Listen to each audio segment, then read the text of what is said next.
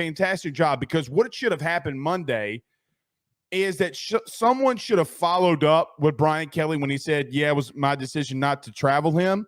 Someone should have – Brian Kelly gave them an open book to ask that question, and nobody followed up with it. But if you didn't hear, you didn't see, Deuce Chestnut, the corner transfer from Syracuse, is no longer with the team. Now, let me just say this. This is opinion. I'm not sourcing anything. I haven't even asked a question because, quite honestly, I don't care. But it does not look good for the player when you start the season, you get beat out because on the field you had some issues happen where you gave up touchdowns. Guys, he was not playing well. And then you're no longer with the team. Now, there can be a litany of issues. There can be a litany of things. Brian Kelly says they will evaluate it in a couple of weeks. I don't know. I have no idea what's going on. Maybe later down the road, I may ask the right people who will know because they're in that building every day. But quite honestly, it just doesn't look good. And this is the problem that Brian Kelly talked about being the red flag of taking too many transfers. Guys, there's a reason that players hit the portal all the time, whether it's playing time, coaches leave, whatever. And good on, thinking of transfer portal and players leaving, good on that Tez Walker is eligible, but shame on the NCAA for not doing that sooner. Guys, we're halfway through the season, and Tez Walker is just now getting eligible. You freaking Rudy Poos. Brian Kelly also said that Omar Spates, Chris Hilton Jr., and Aaron Anderson are doubtful. I don't know if Chris Hilton is going to be – I think he'll be out for a couple of weeks, if not more. He came down very awkwardly on that last play against Ole Miss. So we'll see. We will see. But I do not anticipate him or Aaron Anderson maybe at minimum the next couple of weeks, which offensively – if there is a position group that I don't really believe that you need dudes like non-starters, like you can take some losses, guys, it is that room. It is that room, right? However, you can't take too many losses in a wide receiver room. God forbid something else happen. Then you start playing freshmen. I would expect Kyle Parker to start getting some of those rotational pieces in there.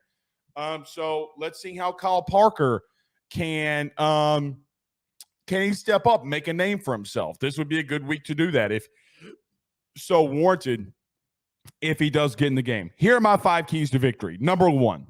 So we do this every Thursday. If it's your first time listening, it's your 788th time listening to the show. We do this every Thursday. Keys to victory, LSU football over the Missouri Tigers. Number 1, offensively. Let's start offensively because there's not a lot I can say there. I do think that there is something the offense can do to help out the defense. We talked about it a lot this week, but it's not just slowing the clock down a little bit, slowing the game down a little bit, running the ball maybe a little bit more. I do believe that this crowd at 11 a.m., now they wouldn't be as chaotic as they would be at night. No crowd is. You need to take the crowd out of it early, a lot like you did against Mississippi State. Take the crowd out of it. Even when you started driving there on Florida State in the first half and you would score, you shut the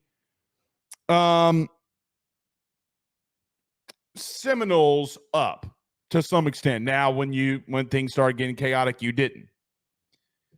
Offensively, let's score quickly early in the game, get the crowd out of it.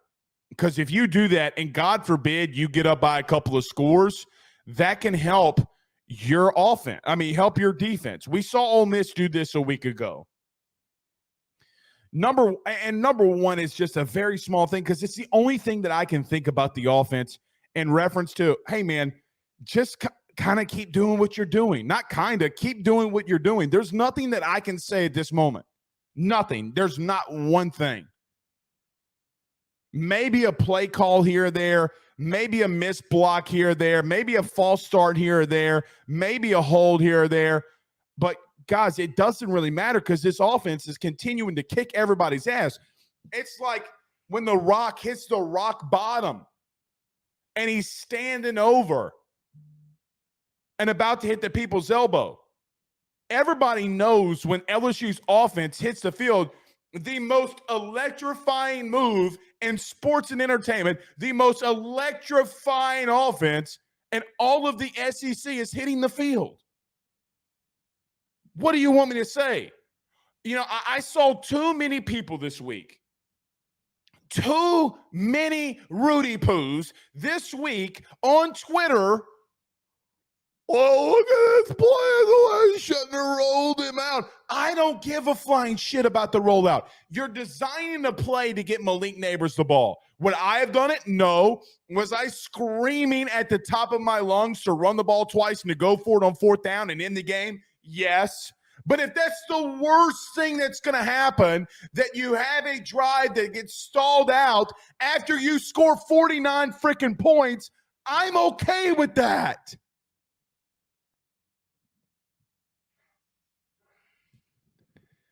Which leads me to number two.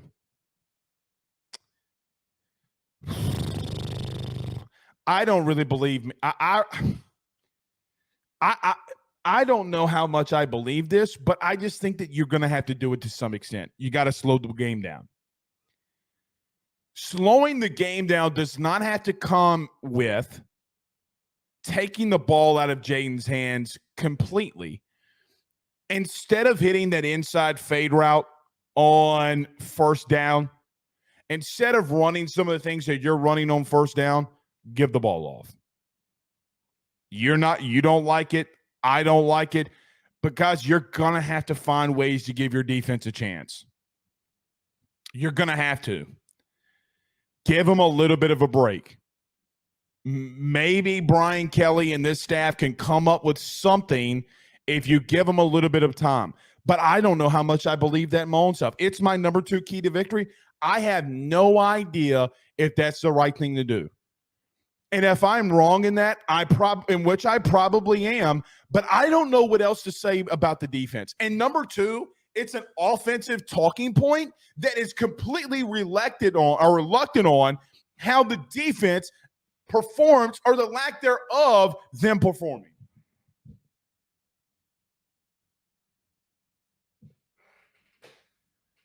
So the two offensive talking points, other than just continue to do what you're doing, Missouri's secondary, I don't agree with Maggie completely. She says they have good corners on the outside. I don't agree with that. I think they're ass.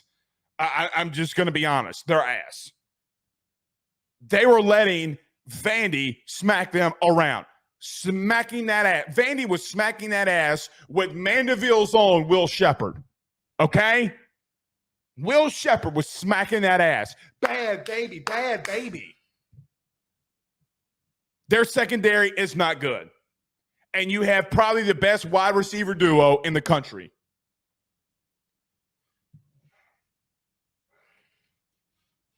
I don't know what else to say.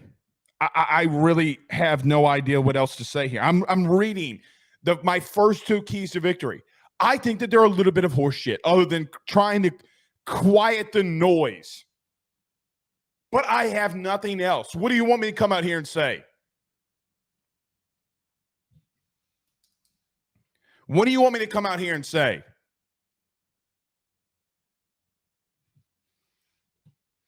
Number three. And the biggest outside of 2020, which we've done keys to victory every Thursday for every football game since we've done this show. I went back and looked because I always keep my notebooks. I went back and looked at 2020s. You know what my number 3 point was midway through that season when you're playing Missouri and your defense was ass with Bo Pelini? If you're just play. Just play. Do it full speed. Don't give up. Show effort.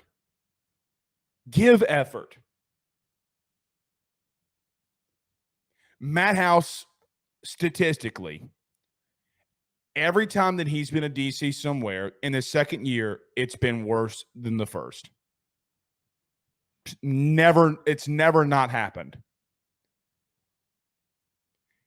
If I'm Brian Kelly, I would go to Harold Perkins and say, Perk, listen, you are probably the most instinctive player that we have on defense.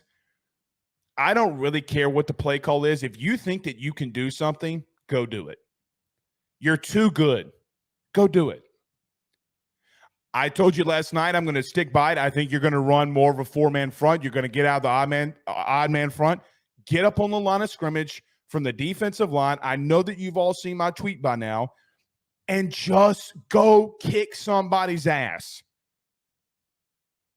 I know that Missouri's wide receivers are really good. I know that you're going to have to scheme some things up and send more pressure than just the 4 dudes. I get that. Missouri, I promise you, Missouri is going to try to accomplish and run the same exact stuff Ole Miss did a week ago. That's not even an opinion at this point. You have Eli Drinkwitz, the chemistry teacher out here, saying it's exactly what he's going to do.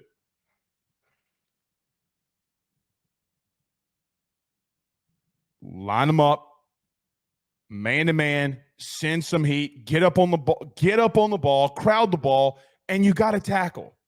Tackling, we talk about tackling's a form. You got to bend your knees and drive with your legs. Bullshit.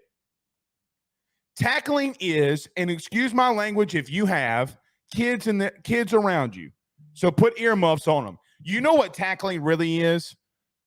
It's like what Brandon Taylor said on Wednesday, or was it Tuesday? I can't remember. I think it might have been, it was I think it was Tuesday or Wednesday. I don't remember what day we had Brandon Taylor on the show. But even he said it. Tackling is you want to be the baddest, and this is his words, the baddest motherfucker on the field. Be a bad mofo. Go want to knock somebody's fucking head off. If you don't have that dog in you, or if the dog that you do have in you is a little bit of a chihuahua, hashtag Taco Bell, get the fuck off the field.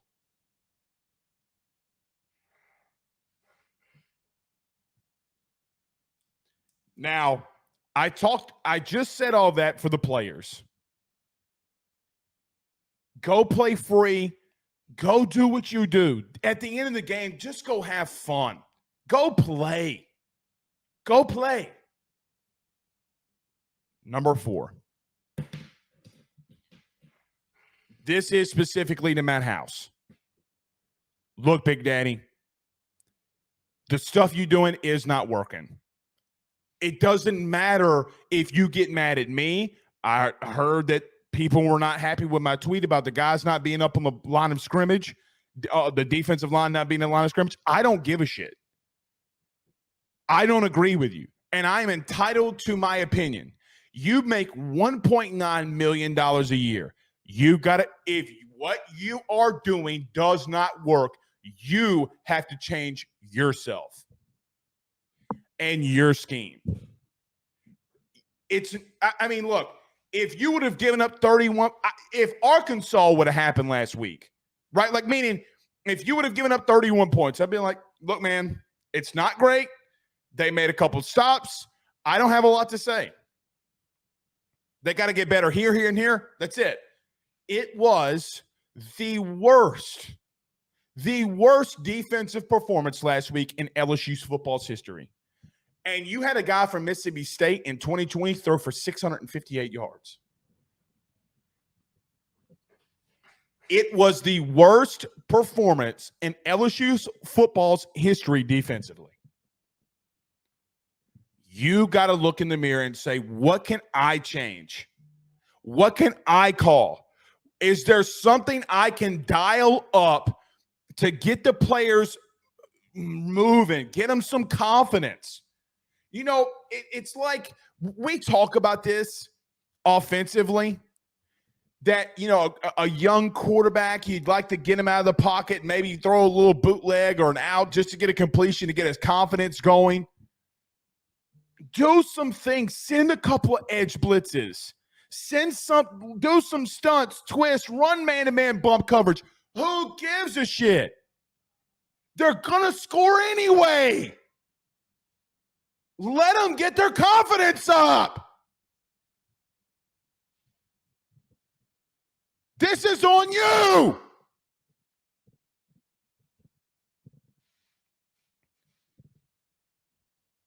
You may be able to do some of the things that you were doing at Kentucky. You may be able to do some of the things that you were doing at Pitt. This is not either one of those places. 20 years ago, LSU would do something that would send them on a trajectory, regardless of what Les Miles, Ed Orgeron, whatever one of those Rudy Poos have done. In the last 20 years, Alabama football, LSU football, when it comes to names.